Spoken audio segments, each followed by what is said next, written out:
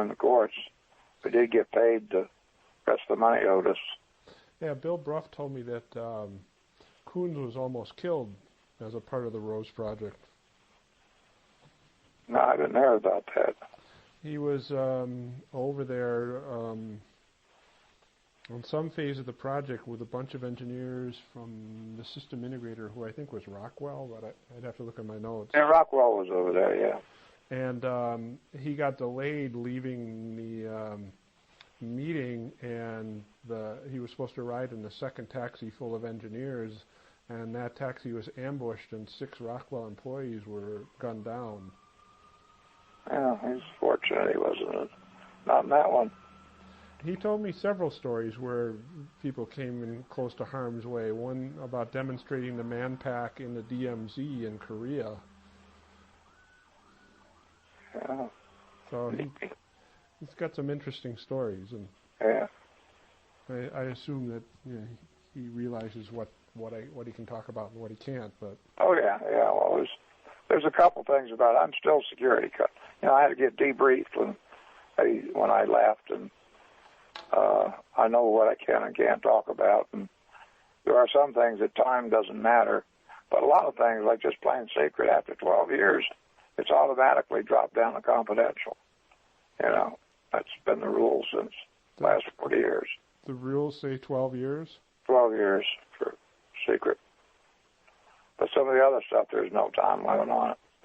They still got stuff that came out of World War II that's still classified top secret with code letters.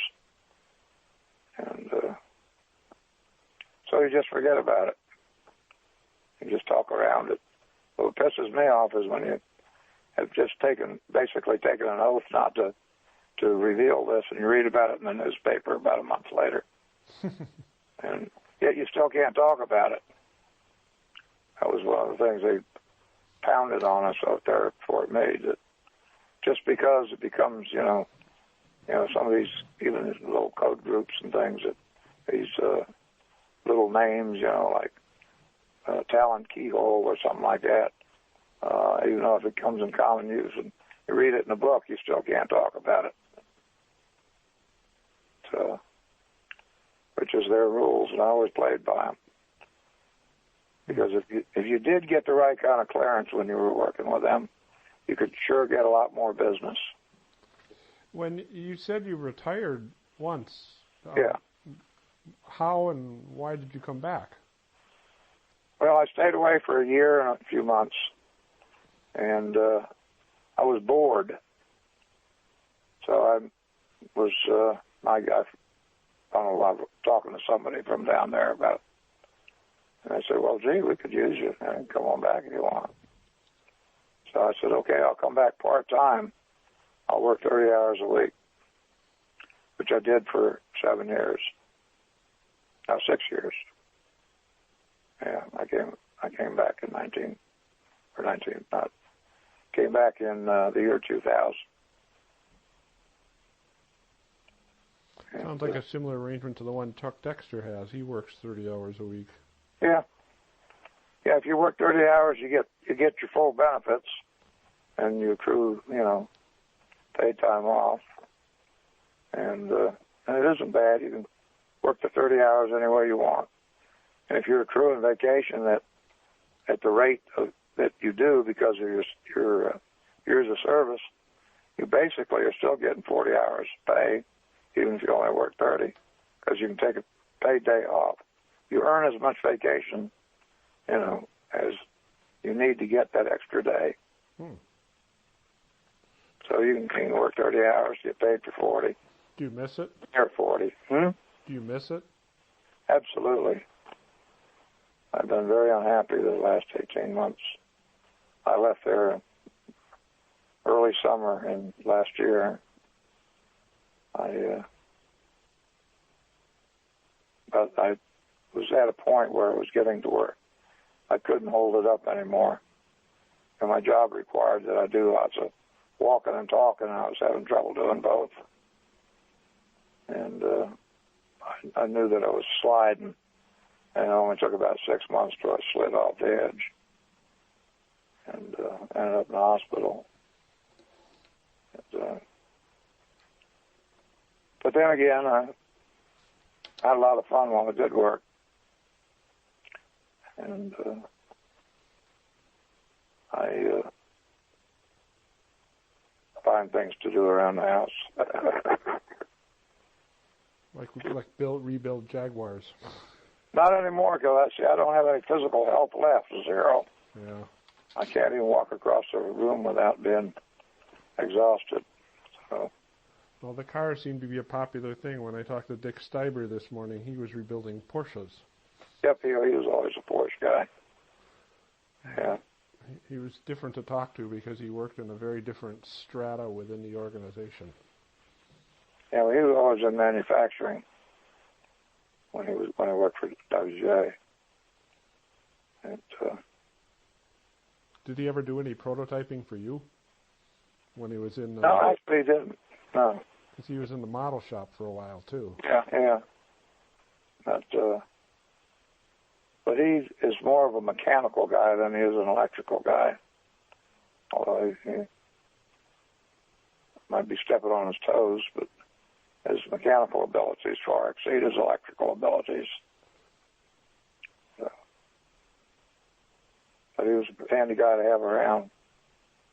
Like when they had the plant down in North Carolina, he went down there. And I'm still not clear what happened down there. I heard from some people that it was a financial failure, and Dick Steiber says he was doing a great job, but since he had no engineering staff, he was dependent on people sending him work, and they stopped sending him work.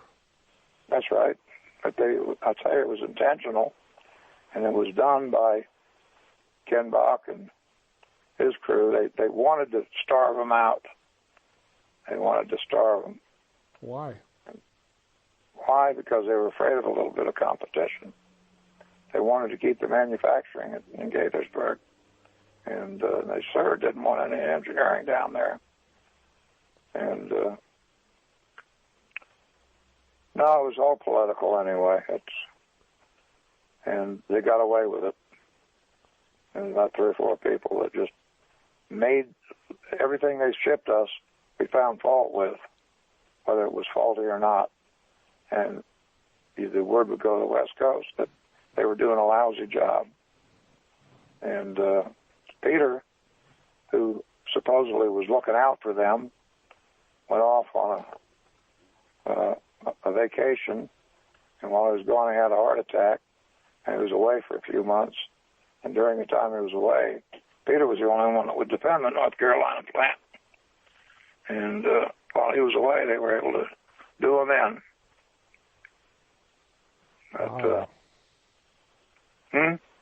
But, That's quite a story. That's basically it. Just they didn't want the competition. They were afraid of it, and they wanted to keep the manufacturing and keep all engineering manufacturing right in Gaithersburg. They were afraid it would all migrate down there, and that was the original intention. Was that all the manufacturing would have gone down there? But I heard from Dave Shane that some manufacturing was outsourced prior to that. There was jobs sent to something I think he called the chicken farm in Pennsylvania. Turkey farm. Turkey farm, okay. Turkey farm, oh yeah. We always had a few PC boards that were outsourced, but the bulk of it was always done in plant. You know, some boards that it were cheaper to have them done by. They were up in West Virginia, and we had, in fact, one product line. I forget the name. It was a cellular single channel receiver that was done for a special program, and we did 1,000 of them or so. We did a few hundred in the plant, and then we just turned them over to somebody up in New Jersey and said, "Hey, build these things. When they're ready to test, send them to us." Oh, that was for a commercial customer, and it was designed to pick up the key down signature of cell phones to track a cell phone. That's correct. That's right. Yeah, someone told me about that's in my notes. Someone told me about that project. Yeah. I don't remember the name of it though. It was. Well, we had a silly name for it. There's 2 Greek letters, if I remember right. The original name was Aruba, and which is just the name of a foreign